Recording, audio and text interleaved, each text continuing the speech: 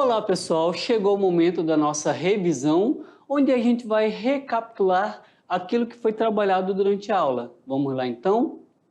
Olha só, trabalhamos sobre a filosofia política moderna, o pensamento de Maquiavel e Hobbes. A Idade Moderna é um período de transformações na cultura, na religião, na política, na economia da Europa medieval. No campo político, a Idade Moderna ela surpreendeu, onde ela centralizou o poder e inaugurou uma política absolutista, ou seja, o governante ele tem poder absoluto. O poder, naquela época, era voltado somente aos reis e ao Estado. E isso neutralizou a participação dos cidadãos nas decisões políticas. A nobreza detinha privilégios econômicos, jurídicos e sociais, e sobrava ao povo somente os impostos e retaliações. O rompimento entre o Estado e a religião. O Estado, ele desvincula-se da Igreja através de uma nova forma de governo, onde a sociedade começa a limitar o poder do Estado através de um conjunto de normas. Com isso, a Igreja Católica, ela perde suas forças. Severamente criticada por sua doutrina autoritária na Idade Média, houve um rompimento em suas bases, ocasionando reformas religiosas. E em termos políticos, devemos ressaltar que absolutismo era a forma de governo estabelecida na época. Nesse governo, as palavras do rei valiam enquanto lei, e sua vontade e desejo eram uma ordem para todos. Ninguém questionava as vontades dele. Vamos adentrar agora no pensamento político de Maquiavel. Ele foi um político que vivenciou na prática a luta de poder em Florença. Foi autor das obras O Príncipe e comentários sobre a primeira década de Tito Livio. E ele inaugurou o pensamento moderno da política. Vimos que Maquiavel, ele quis instaurar na Itália uma nova forma de governo. E esse governo que ele desejou tanto seria a república, um governo republicano. Mas para alcançar o seu objetivo, o príncipe, aquele que governa, deveria passar primeiramente pelo absolutismo. No entanto, ele deve ter consigo as qualidades de virtude e fortuna para não cair no erro de transformar o seu governo absoluto em uma tirania. Então, uma vez que o absolutismo conquista o seu desejo, transforma o governo absoluto em uma república, ok? Agora, o pensamento político de Hobbes, sua obra mais conhecida, O Leviatã, onde uma das suas frases que mais chama atenção é que ele diz: o homem é o lobo do próprio homem. Por quê? No estado de guerra, diz que o ser humano, no estado de natureza, é um ser egoísta, individualista e violento, vivendo num estado de guerra, onde todos lutam contra todos sem paz. Então ele apresenta esse estado de natureza, é um estado de guerra, onde o ser humano luta pela sua própria sobrevivência, ele é o único responsável por si mesmo. E qual a solução encontrada por Hobbes? Um pacto, um contrato social entre os indivíduos. Cada um transfere o seu poder de governar a si próprio a uma outra pessoa, ou seja, ao Estado. E para que governasse todos impondo regras, segurança e direção à precária vida em estado de natureza, ou seja, eu dou ao governante o poder de governar a mim mesmo. Então, para isso, eu abandono o meu estado de natureza e assumo o contrato social. Beleza? Pessoal, agora vocês vão para a atividade de sala e daqui a pouco a gente retorna para a nossa correção. Até daqui a pouquinho.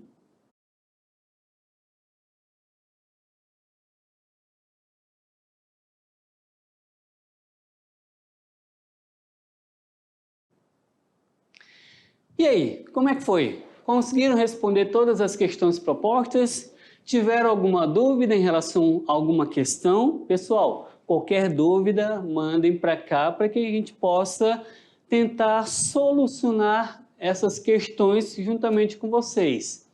Mas, independente se tiveram dúvida ou não, eu quero saber se vocês responderam de forma correta e eu espero que sim. O pensamento de Maquiavel e Hobbes, ele revoluciona a política, pessoal, o pensamento político, porque eles abordam coisas que até então não era o contexto social da época. Então eles começam a pensar de forma diferente uma política, não atrelada mais à igreja. Agora o governo ele é autônomo. Então vamos lá, sem mais delongas, ver qual é a primeira questão.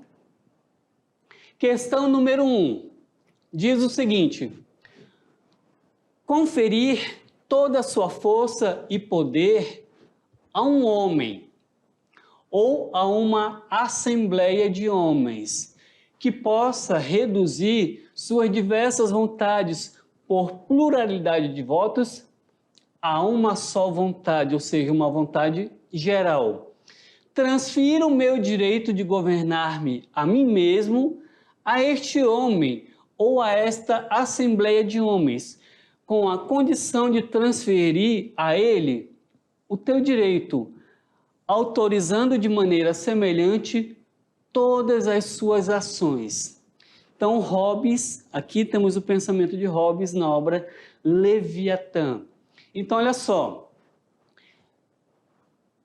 aqui Hobbes está dizendo que o homem ele estava vivendo em um estado de natureza, que para Hobbes é um estado violento de guerra, onde todos lutam contra todos, e que agora devemos transferir todo o nosso direito de governar a nós mesmos a um terceiro. Então é dentro desse contexto que o pensamento de Hobbes está analisando. Então vamos voltar para o texto para analisar ainda. Diz o seguinte, olha só, nessas palavras Thomas Hobbes imagina os pilares do contrato social. E para ele, é o contrato social que dá origem a quê? Alternativa A, ao Estado. Alternativa B, a convivência familiar. Ou o contrato social dá origem a uma nova era, onde os princípios morais são determinados pela Igreja. A alternativa D diz que o contrato social dá origem a uma nova forma de pensar a vida puramente voltada ao estado de natureza. E a alternativa E, aos acordos firmados entre as pessoas como forma de preservar seus bens materiais, sendo que os acordos só serão validados se eles forem reconhecidos em cartório. Pessoal, será que seria isso? Qual dessas alternativas é correta? O que é o contrato social segundo Hobbes? É quando eu transfiro o direito de governar a mim mesmo, ou seja, para Hobbes, em estado de natureza, cada um faz o que bem entende, contanto que cada um preserve a sua vida.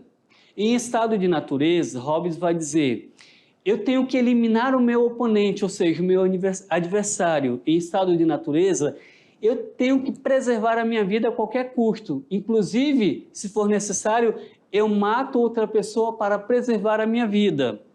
Isso em estado de natureza. Só que Hobbes vai dizer que agora o homem deve abandonar o estado de natureza para viver em sociedade e assume o contrato social.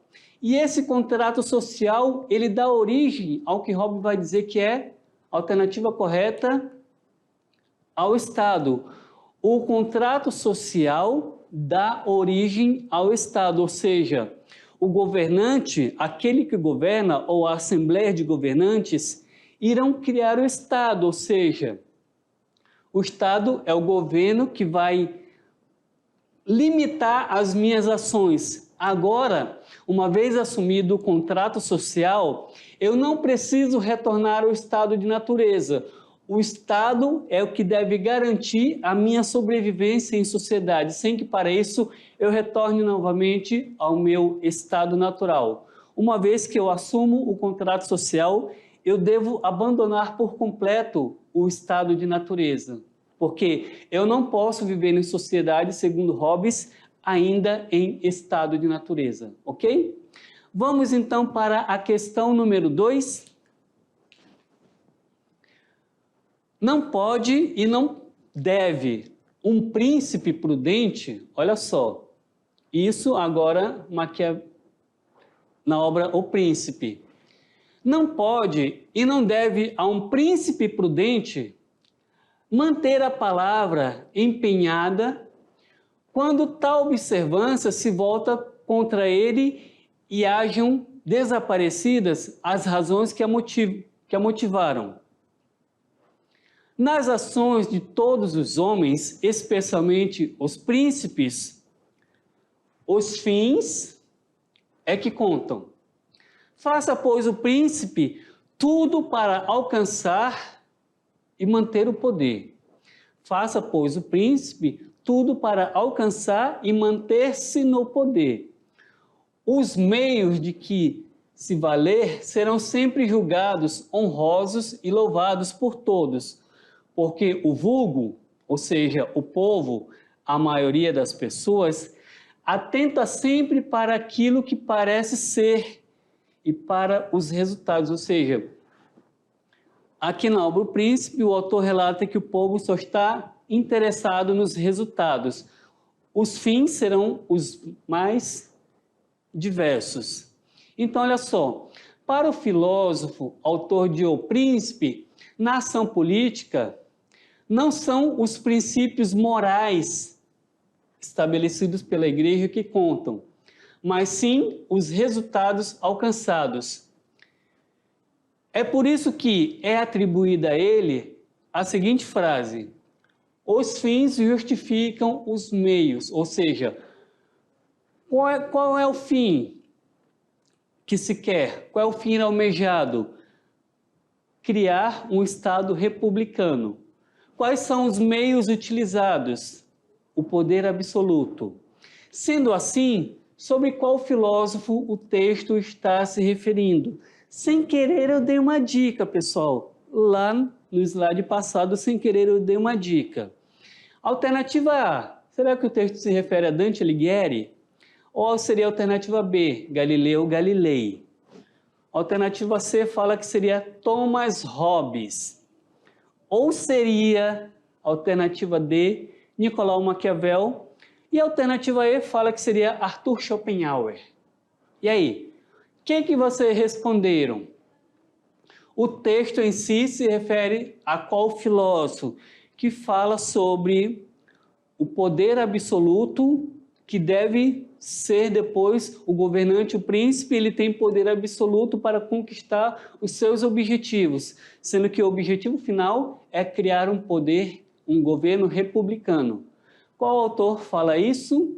E aí, o que vocês marcaram? Mandem para cá a resposta de vocês.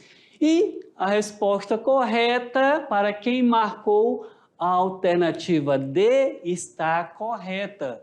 Nicolau Maquiavel é o filósofo que fala tudo isso. Ou seja, devemos criar um governo republicano em toda a Itália, unificar a Itália. Mas que para isso, para criar esse governo, é necessário passar primeiramente pelo poder absoluto. Agora, pessoal, se liga no Enem aí, como vocês já sabem, essa questão é aquela questão que nós trazemos, que já foi trabalhado pelo Enem, como uma forma de vocês já irem se preparando para esse momento, vocês do terceiro ano. Então vamos lá, Enem de 2013. Nasce daqui uma questão: se vale mais ser amado que temido ou temido que amado? Nasce daqui uma questão: se vale mais ser amado que temido ou ser temido que amado?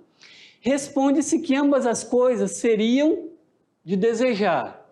Mas, porque é difícil juntá-las, é muito mais seguro ser temido do que ser amado. Quando haja de falta uma das duas, porque dos homens se pode dizer, de uma maneira geral, que os homens são ingratos, volúveis, Simuladores, os homens são covardes e ávidos de lucro. E enquanto lhes fazem bem, as pessoas são inteiramente teus. Oferecem-te o próprio sangue, os bens, oferece a vida e os filhos. Quando, como acima disse, quando o perigo está longe.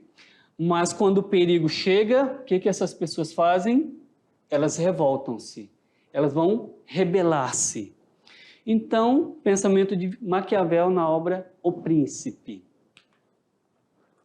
A partir da análise histórica do comportamento humano em suas relações sociais e políticas, Maquiavel define o homem como um ser. Alternativa A. O homem é um ser munido de virtude, com disposição nata a praticar o bem a si e aos outros? Ou seria a alternativa B? O homem é um ser guiado por interesses, de modo que suas ações são imprevisíveis e inconstantes. Alternativa C. O homem é possuidor de fortuna, valendo-se de riqueza para alcançar êxito na política. Alternativa D diz o seguinte: naturalmente racional, vivendo em um estado pré-social e, portanto, de seus direitos naturais. Seria isso? Ou seria a alternativa E? Sociável por natureza, o homem é um ser sociável por natureza, mantendo relações pacíficas com seus pares. E aí, o que vocês responderam? O texto parece em si ser um pouquinho complexo, mas lendo com calma a gente entende bem. Porque Maquiavel, ele define o homem como um ser que ele transita. Enquanto a coisa está boa para ti, você é capaz de fazer tudo. Você é como se diz, é amigo, é pau para toda obra. Mas quando a coisa não te beneficia, o que você faz? Se afasta. Então, respondeu correto quem optou pela alternativa B. Guiado por interesses. O homem é um ser guiado por interesses, de modo que suas ações são imprevisíveis e inconstantes. Enquanto ele está tirando proveito da situação, ele é teu amigo para tudo. Agora, quando a coisa não favorece a ele, o homem simplesmente afasta. Afasta-se de você. Questão 4. Descreva como Thomas Hobbes entendeu o que seria o estado de natureza. Então, como vocês sabem, pessoal, pode ser que a resposta de vocês não esteja semelhante àquilo que nós tratamos aqui, mas se vocês seguirem a mesma linha de pensamento, mesmo que não esteja nas mesmas palavras que a nossa, mas se você seguiu a mesma linha de raciocínio, quase não sai a palavra, mas se você seguiu esse mesmo raciocínio, pode ter certeza que a resposta de vocês está correta. Vamos lá então para a nossa resposta. Então, o que seria o estado de natureza? Para Thomas Hobbes, no estado de natureza, o ser humano tem direito a tudo. Assim ele se expressa. O direito de natureza, a que os autores geralmente chamam jus naturale, o jus naturalismo, é a liberdade que cada homem possui de usar seu próprio poder, de maneira que quiser, para a preservação de sua própria natureza, ou seja, para a preservação de sua vida. O homem em estado de natureza tem direito a tudo, contanto que ele preserve a sua vida. E, consequentemente, de fazer tudo aquilo que seu próprio julgamento e razão lhe indiquem como meios adequados a esse fim, ou seja, o homem tem direito a tudo, no entanto que ele mantenha a sua vida. Isso em estado de natureza. Agora, para finalizar a nossa aula, pessoal, nós temos um pequeno material complementar aqui para vocês. Vocês vão ler o artigo sobre Maquiavel, o pai da filosofia política moderna, de Marcia Junges, que se encontra na revista do Instituto Humanista da Unicinos, disponível nesse endereço eletrônico aqui, pessoal. E eu espero que vocês tenham gostado da aula e aqui nós vamos encerrando mais uma aula e espero ver vocês na próxima. Até a próxima, pessoal. Tchau, tchau.